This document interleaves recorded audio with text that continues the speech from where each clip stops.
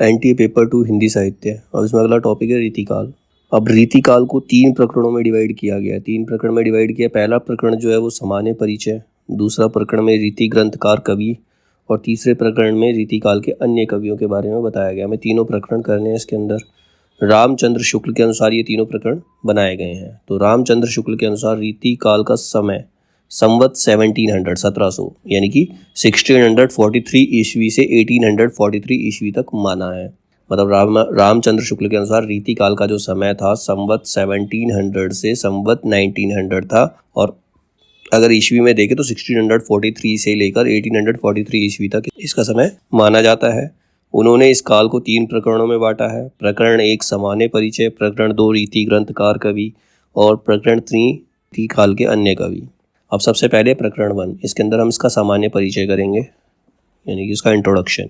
इस प्रकरण में आचार्य शुक्ल ने हिंदी कविता के विकास, लक्षण ग्रंथ, परिपाटी तथा रीतिकाल के प्रवर्तन की समस्या का विश्लेषण करते हुए केशवदास एवं इस काल की सामान्य प्रवृत्तियों पर विचार किया है। मतलब सामान्य परिचय देखते हैं हम प्रकरण 1 में क्या है। इस प्रकरण के अनुसार जो आचार्य रामचंद्र शुक्ल हैं उन्होंने ये माना है कि हिंदी कविता के विकास, लक्षण ग्रंथ, परिपाटी, रीतिकाल के प्रवर्तन की समस्या का विश्लेषण उन्होंने किया कि इस काल में जो थे केशवदास ने इनकी सामान्य प्रवृत्तियों पर विचार किया था।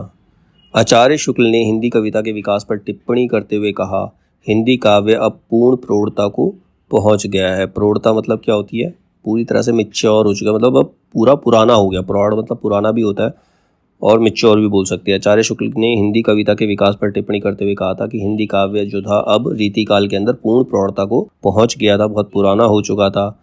लक्षण ग्रंथ परिपाटी के संदर्भ में आचार्य शुक्ल का मानना है, हिंदी में लक्षण ग्रंथ की परिपाटी पर रचना करने वाले जो सैकड़ों कवि हुए हैं, मतलब जो लक्षण ग्रंथ की परिपाटी चली आ रही थी, जो इस प्रकार से कविता लोग करते आ रहे थे, सैकड़ों कवि, बहुत सारे कवि उसी परिपाटी पर कविता रच रहे थे, तो उनका मानना था कि वो आचार्य जो कवि जो थे, सैकड़ों कवि जो थे, वो आचार्य कोटि में नहीं आ सकते, उनको आचार्य नहीं माना जा सकता।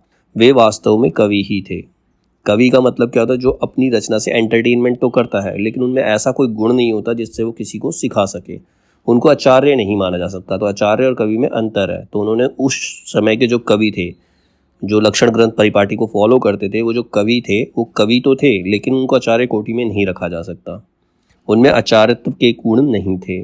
उनके अपर्याप्त लक्षण, मतलब जो उनके नॉलेज थी, उनकी जो नॉलेज जो थी, जिस प्रकार से वो कविता करते थे, वो अपर्याप्त थी, मतलब वो सिखाने लायक नहीं थी।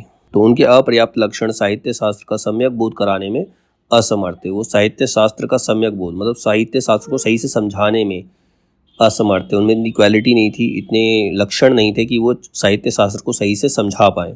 बहुत स्लो पर तो उन्होंने उनके द्वारा जो अलंकार इस्तेमाल किए गए थे, बहुत स्थानों पर जो उन्होंने अलंकार आदि का स्वरूप भी ठीक ठाक बोध नहीं हो सका, मतलब जो अलंकार उन्होंने इस्तेमाल किए वो भी सही नहीं माने जा सकते। कहीं कहीं तो उनके उदाहरण भी ठीक नहीं थे, उन्होंने जो एग्जाम्पल्स रखे थे उनको भी ठीक नहीं कहा जा सकता। आचार्य शुक्ल ने रीतिकाल के आरंभ में कहा था कि इसमें संदेह नहीं कि काव्य रीति का सम्यक समावेश पहले पहल आचार्य केशव ने ही किया। मतलब रीति का सम्यक समावेश, मतलब जो समझाना, कविता आचार्य रीतिकाल की जो कविता समझाई सबसे पहले किसने? आचार्य केशव ने। किंतु हिंदी रीति ग्रंथों की अखंड परंपरा जो पुराने समय से चली आ रही थी, वो जो परंपरा थी उसको चिंतामणि त्रिपाठी से चली थी। वो जो परंपरा वो चिंतामणि त्रिपाठी से चली, अतः रीतिकाल का आरंभ उन्हीं से मानना चाहिए। तो क्वेश्चन बन सकता है रीतिकाल का आरंभ किससे माना जा सकता है? तो वो है चिंतामणि त्रिपाठी। तो ये था सामान्य परिचय। इसके जो कुछ कवि भी हैं इसमें, केशवदास। केशव के प्रसंग में यह पहले कहा जा चुका है कि वे काव्य में अलंकारों का स्थान प्रधान समझने वाले चमत्कारवादी कवि थे। केशव मानते थे कि काव्य के अंदर जो अलंकार है उनका स्थान प्रधान होता है, सबसे मेन अलंकार होते हैं कविता के अंदर। अगर तुम अलंकार इस्तेमाल करोगे तो उससे चमत्कार उत्पन्न होगा। केशव ने हिंदी पाठकों को काव्यांग निरूपण की उस पूर्व दशा का परिचय कराया जो भामा और उद्भट के समय में थी। मतलब उन्होंने भामा और उद्भट के काव्य का रूप पाठकों को समझाया, और उस उत्तर दशा का नहीं जो आनंद वर्धनाचार्य, मम्मट और विश्वनाथ द्वारा विकसित हुई। अलंकारों को जिस प्रकार केशवदास ने बहुत से छोटे छोटे प्रकरणों में बांट कर रखा था, मतलब पहले जो केशवदास हुए थे, रीतिकाल के स्टार्टिंग में ही थे केशवदास भी, तो उन्होंने क्या किया? अलंकारों को छोटे छोटे प्रकरणों में बांटा। उसमें भ्रम हो सकता है, जब छोटे छोटे पार्ट में डिवाइड कर दिया तो उससे भ्रम हो सकता है कि शायद किसी आधार पर उन्होंने अलंकारों का वर्णन किया है, पर वास्तव में उन्होंने किसी प्रकार के वर्गीकरण का प्रयत्न नहीं किया। उन्होंने छोटे छोटे पार्ट में डिवाइड तो किया, लेकिन उनको वर्गीकरण मतलब उनको अलग अलग डिटेल्स में नहीं रखा। दास जी की यह एक नई योजना अवश्य ध्यान देने योग्य है। संस्कृत काव्य में अत्यानुप्रास या तुक का चलन नहीं था। जब संस्कृत काव्य चलता था तो वहाँ पर अत्यानुप्रास अलंकार और तुक का चलन नहीं होता, तुकबंदी नहीं होती थी। इससे संस्कृत के साहित्य ग्रंथों में उनका विचार नहीं हुआ, इसीलिए साहित्य उनका इंटरेस्ट ही नहीं गया। संस्कृत के साहित्य ग्रंथों की तरफ उनका इंटरेस्ट नहीं गया। पर हिंदी काव्य में बराबर आरंभ से ही मिलता है, मतलब ये जो तुकांत और अत्यनुप्रास अलंकार है वो हिंदी काव्य में स्टार्टिंग से है। अतः दास जी ने अपनी पुस्तक में उसका विचार करके बड़ा ही आवश्यक कार्य किया। अब इसके बाद है रीतिकालीन कविता का मूल्यांकन। किस प्रकार की कविताएं होती थी रीतिकाल में। यह सब लिखने का अभिप्राय यहाँ केवल इतना ही है कि यह ना समझा जाए कि रीतिकाल के भीतर साहित्य शास्त्र पर गंभीर और विस्तृत विवेचन तथा नई नई बातों की उद्भावना होती रही। इसको समझाने का मतलब ये नहीं कि वहाँ पर कुछ नई नई चीज़ें उत्पन्न हुई, ऐसा नहीं हुआ। रीति ग्रंथों की इस परंपरा द्वारा साहित्य के विस्तृत विकास में कुछ बाधा भी पड़ी। प्रकृति की अनेक रूपता, जीवन की भिन्न भिन्न चिंत्य बातों तथा जगत के नाना रहस्यों की ओर कवियों की दृष्टि नहीं जाने पाई। मतलब उस समय रीतिकाल के समय में कवियों ने प्रकृति के बारे में या जगत के बारे में काफ़ी सारे रहस्य के बारे में वो नहीं जान पाए, जिनके बारे में वो रचना भी नहीं कर पाए। दूसरी बात यह हुई कि कवियों की व्यक्तिगत विशेषता की अभिव्यक्ति का अवसर बहुत ही कम रह गया, मतलब उनकी कोई पर्सनल विशेषताएं उसके अंदर नहीं रह गई थी। वास्तव में उस टाइम पे जो चलता था वो श्रृंगार और वीर रस चलता था। रीतिकाल में ज़्यादातर श्रृंगार रस और वीर रस ही चलता था। वास्तव में श्रृंगार और वीर इन्हीं दो रसों की कविता इस काल में हुई।